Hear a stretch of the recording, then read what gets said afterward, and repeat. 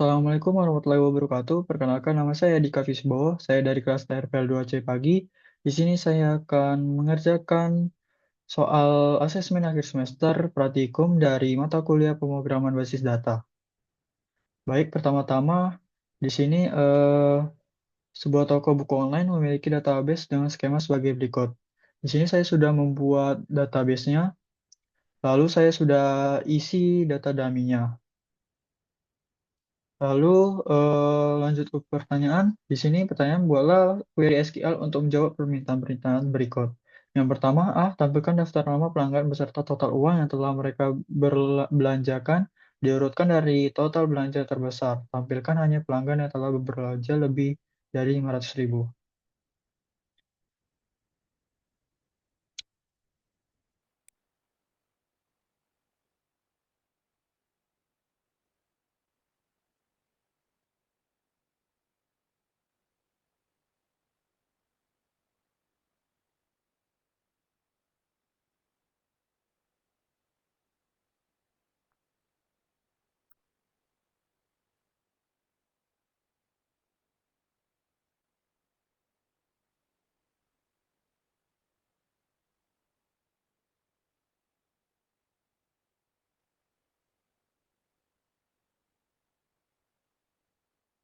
Baik, query ini menjumlahkan total pembelanjaan tiap pelanggan dan hanya yang belanja lebih dari 500.000 yang akan ditampilkan.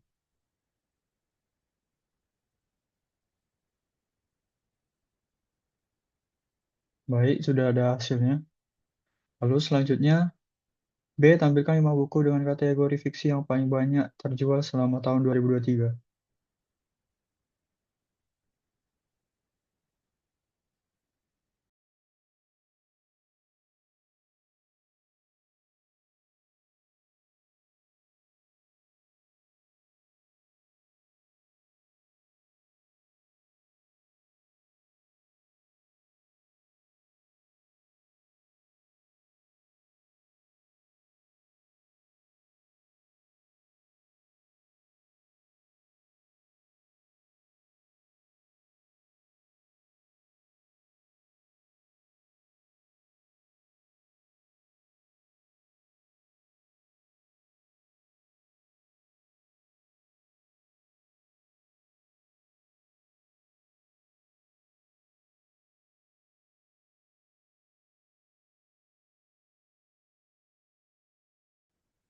Selanjutnya bagian C, tampilkan nama pelanggan yang tidak pernah melakukan pemesanan sama sekali.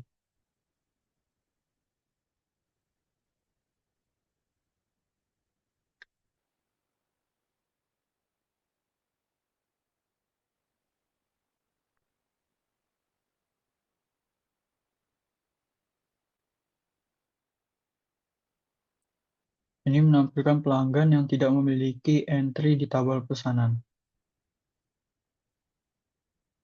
Baik, selanjutnya nomor 2.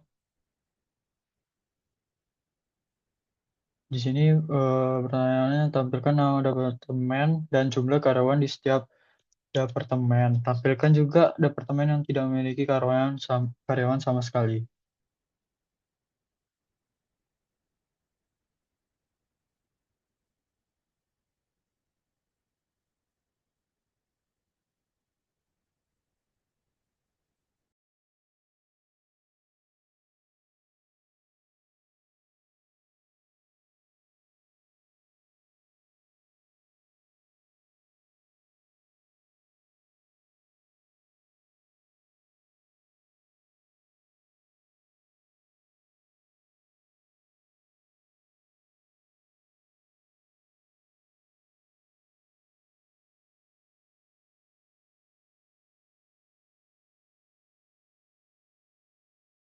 Baik, query ini untuk yang ref join memastikan departemen yang tidak punya karyawan pun tetap muncul. Baik, tadi ada kesalahan sedikit di bagian penamaan departemen. Baik, ini sudah tertampil untuk nama departemen dan jumlah departemen. Lalu selanjutnya B. Temukan nama lengkap karyawan yang memiliki gaji di atas rata-rata gaji seluruh karyawan di perusahaan.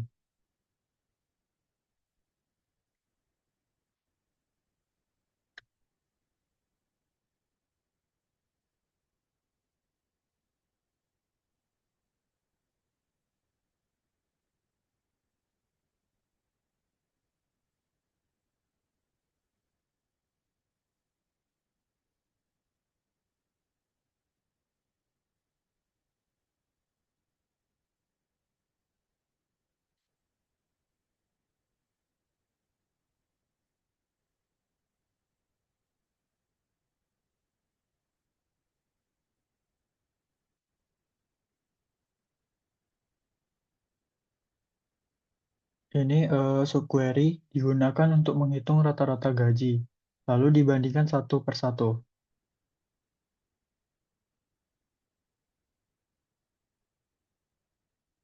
Oke, baik, selanjutnya C. Tampilkan nama lengkap karyawan dari Departemen IT yang sedang tidak mengerjakan proyek apapun.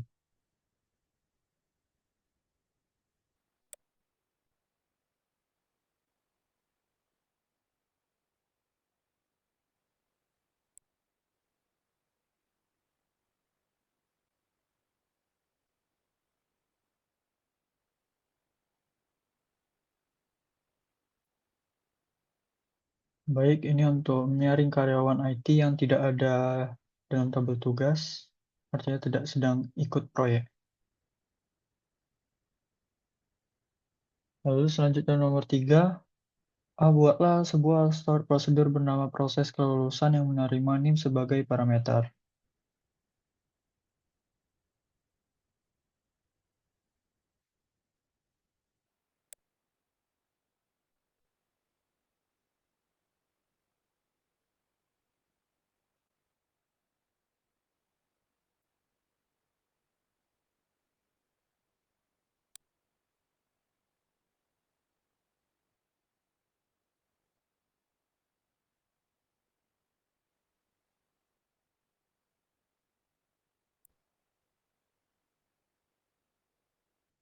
Baik, ini untuk cek apakah total SKS sudah 144 dan nanti kalau iya status akan diganti jadi lulus dan ditampilkan pesan. Kalau belum hanya ditampilkan pesan.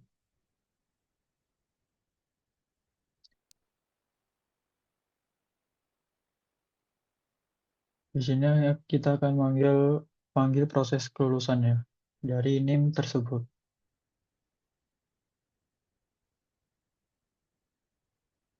Baik, di sini ada pesan mahasiswa dengan NIM 22011 berhasil diluluskan.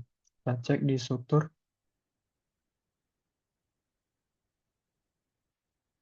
Baik, Ahmad Fauzi sudah diganti statusnya menjadi lulus. Selanjutnya B, buatlah sebuah function bernama hitung IPK yang menerima NIM sebagai parameter dan membagikan return nilai indeks prestasi kumulatif IPK mahasiswa tersebut.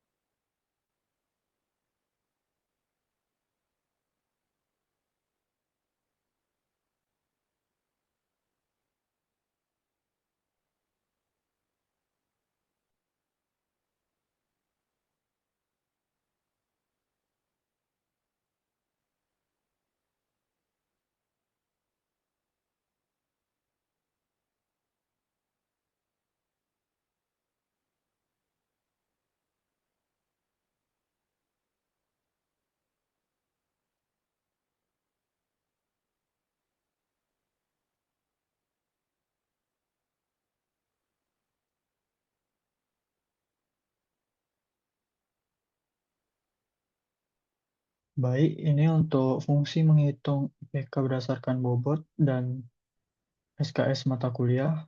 Jadi returnnya adalah nilai IPK mahasiswa.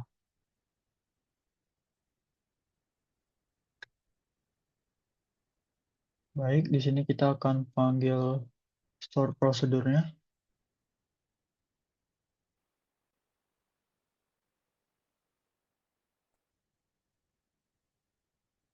Oke, di sini IPK-nya 360. Selanjutnya 4. Sebuah sistem manajemen inventory stok atau retail ingin memastikan bahwa stok barang selalu sinkron secara otomatis setiap kali terjadi penjualan. Dari pertanyaannya, di sini buatlah sebuah trigger ternama update stok setelah penjualan. Trigger ini harus aktif secara otomatis setelah ada baris baru yang ditambahkan atau insert ke tabel detail penjualan. Fungsi dari trigger ini adalah mengurangi nilai pada kolom stok di tabel produk berdasarkan jumlah barang yang terjual pada baris baru di detail penjualan. B. Setelah mengurangi stok, trigger harus memeriksa apakah sisa stok untuk produk tersebut kurang dari 10. Jika ya, trigger harus memasukkan data baru ke dalam tabel log stok rendah yang berisi ID produk, sisa stok terakhir, dan waktu saat peringatan dibuat.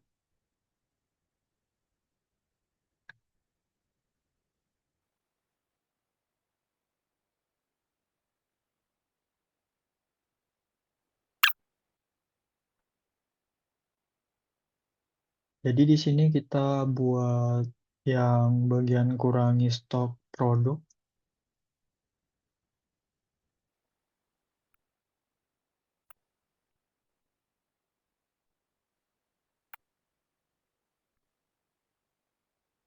Lalu selanjutnya di sini kita akan buat cek sisa atau cek sisa stok.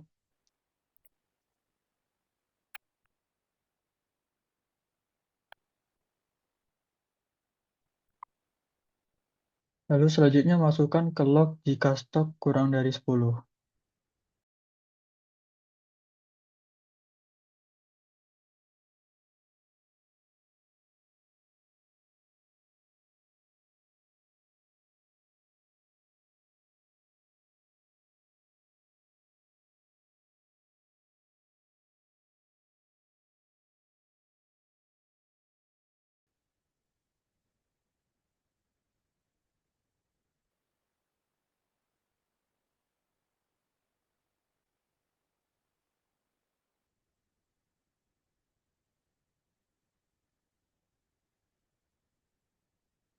Baik, sudah tercreate triggernya.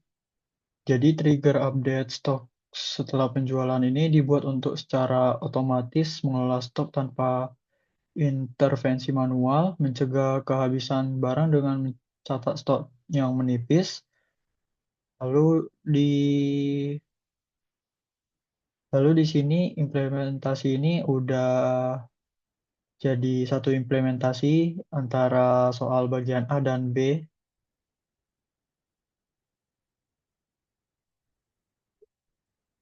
Selanjutnya kita akan coba insert.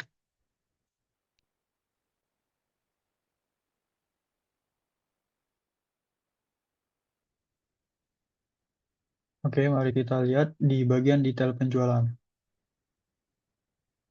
Oke, sudah terinsert bagian 603, 601.